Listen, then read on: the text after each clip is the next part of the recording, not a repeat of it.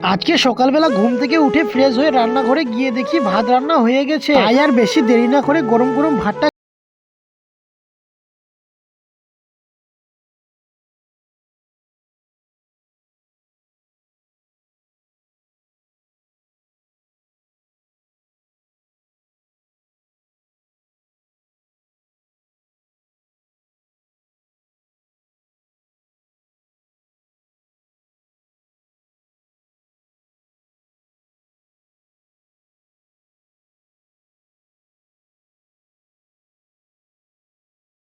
খুবই দরকার। এবার আমার সবকিছু রেডি হয়ে গেছে, তাই আমি আমাদের জমির দিকে রওনা দিলাম। তারপর আমি জমিতে এসেই কাজ শুরু করে দিলাম। ফুলের গাছে স্প্রে করা শেষ হয়ে গেলে আমি বাড়িতে ফিরে চলে আসলাম। তারপর আমি বাড়িতে এসে আবার কাটি কাটা শুরু করলাম। তারপর আমি সব কাজ শেষ করে সন্ধ্যাবেলা মুখ হাত ধুয়ে ভালো করে ফ্রেশ হয়ে নিলাম। আর হ্যাঁ বন্ধুরা, এই ছিল আমার আজকের দিনের মিনি ব্লগ।